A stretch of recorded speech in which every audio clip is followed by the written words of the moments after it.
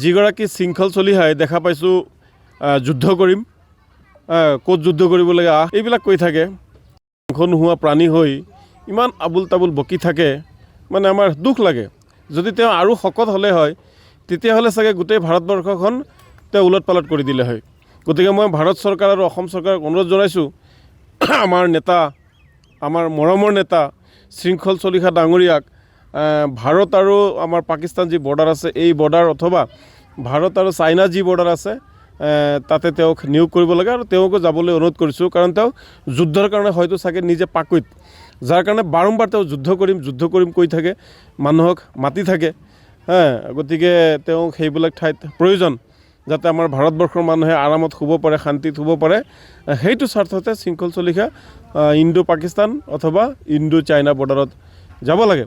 সদায় অগণতান্ত্ৰিক কথাবিলাক কৈ থাকে, কিন্তু আৰক্ষী সদায় নীৰৱ ভূমিকা পালন কৰি আছে। চৰকাৰেও দেখিছোঁ কোনো ধৰণৰ ব্যৱস্থা গ্ৰহণ কৰা নাই। গতিকে এইটো কেনেকুৱা কথা? মানুহক কৰিম বুলি কৈ থাকে, শিৱসাগৰ বুলি কৈ থাকে। ইমানখিনি মানে কোৱাৰ পিছত, ইমানখিনি আইন উঠাই লোৱাৰ পিছতো শৃংখল চলিহাৰ বিৰুদ্ধে স্থানীয় জিলা প্ৰশাসন, শিৱসাগৰ জিলা প্ৰশাসন তথা অসম চৰকাৰ বা অসম আৰক্ষীয়ে ব্যৱস্থা গ্ৰহণ নকৰাটো দুৰ্ভাগ্যজনক। আমি অসমৰ শান্তি সম্প্ৰীতি বিনষ্ট কৰিবলৈ আমি দিব নোৱাৰোঁ। আমি ক'তো গণ উন্মাদনাৰ সৃষ্টি কৰিব আমি কাকো দিব নোৱাৰোঁ। আমি কেতিয়াও মানুহক হাই কাজিয়া কৰিবলৈ দিব নোৱাৰোঁ। আমি আৰক্ষীক অনুৰোধ জনাম, মহামান্য উচ্চতম ন্যায়ালয়ৰ যি নিৰ্দেশনা বা ৰায় আছে বা যি আইনমতে যি ব্যৱস্থা আছে, আইন ভংগকাৰীৰ বিৰুদ্ধে আইনমতে ব্যৱস্থা ল'বই লাগিব। আইনৰ ঊৰ্ধত কোনেও নহয়। কোনোবা আইনৰ বিৰোধ কৰিব পাৰে, আইন নামানিব পাৰে, কিন্তু আমি অনুৰোধ জনাইছোঁ যে আমি সদায় আইনক সন্মান জনাব লাগিব। আইনেই হৈছে গণতান্ত্ৰিক দেশৰ দ্বিতীয় ভগৱান স্বৰূপ। আমাৰ প্ৰথম ভগৱান হৈছে আল্লাহ আৰু ভগৱান, তাৰ পিছতেই গণতান্ত্ৰিক দেশৰ বাবে সংবিধান, ন্যায় ব্যৱস্থা হৈছে ভগৱান স্বৰূপ। গতিকে যিসকলে উৎপাত কৰিব, যিসকলে আইন নামানিব, যিসকলে মানৱ জাতি শান্তি সম্প্ৰীতি বিনষ্ট কৰিব, তেওঁলোকৰ বিৰুদ্ধে কঠোৰ হাতেৰে ব্যৱস্থা ল'বলৈ দাবী জনাইছোঁ। যিগৰাকী শৃংখল চলিহাই দেখা পাইছোঁ যুদ্ধ কৰিম, ক'ত যুদ্ধ কৰিব লাগে এইবিলাক কৈ থাকে। মাংস নোহোৱা প্ৰাণী হৈ ইমান আবুল তাবুল বকি থাকে, মানে আমাৰ দুখ লাগে। যদি তেওঁ আৰু শকত হ'লে হয় তেতিয়াহ'লে চাগে গোটেই ভাৰতবৰ্ষখন তেওঁ উলট পালট কৰি দিলে হয়। গতিকে মই ভাৰত চৰকাৰ আৰু অসম চৰকাৰক অনুৰোধ জনাইছোঁ, আমাৰ নেতা, আমাৰ মৰমৰ নেতা শৃংখল চলিহা ডাঙৰীয়াক ভাৰত আৰু আমাৰ পাকিস্তান যি বৰ্ডাৰ আছে এই বৰ্ডাৰ অথবা ভাৰত আৰু চাইনা যি বৰ্ডাৰ আছে তাতে তেওঁক নিয়োগ কৰিব লাগে আৰু তেওঁকো যাবলৈ অনুৰোধ কৰিছোঁ। কাৰণ তেওঁ যুদ্ধৰ কাৰণে হয়তো চাগে নিজে পাকৈত, যাৰ কাৰণে বাৰম্বাৰ তেওঁ যুদ্ধ কৰিম কৈ থাকে, মানুহক মাতি থাকে।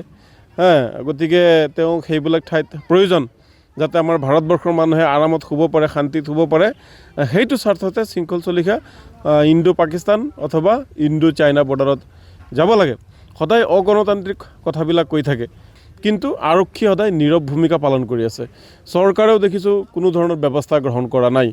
গতিকে এইটো কেনেকুৱা কথা? মানুহক কৰিম বুলি কৈ থাকে, শিৱসাগৰ বুলি কৈ থাকে।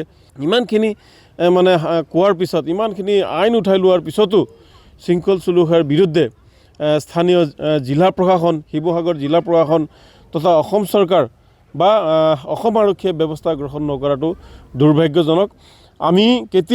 আমি অসমৰ শান্তি সম্প্ৰীতি বিনষ্ট কৰিবলৈ আমি দিব নোৱাৰোঁ। আমি ক'তো গণ উন্মাদনাৰ সৃষ্টি কৰিব আমি কাকো দিব নোৱাৰোঁ। আমি কেতিয়াও মানুহক হাই কাজিয়া কৰিবলৈ দিব নোৱাৰোঁ।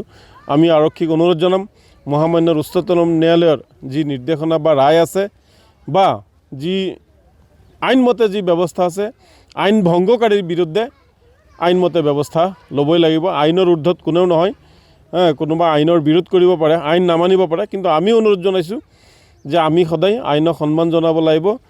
আইনেই হৈছে গণতান্ত্ৰিক দেশৰ দ্বিতীয় ভগৱান স্বৰূপ।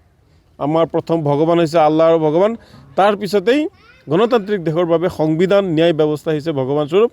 গতিকে যিসকলে উৎপাত কৰিব, যিসকলে আইন নামানিব, যিসকলে মানৱ জাতি শান্তি সম্প্ৰীতি বিনষ্ট কৰিব, তেওঁলোকৰ বিৰুদ্ধে কঠোৰ হাতেৰে ব্যৱস্থা ল'বলৈ দাবী জনাইছোঁ।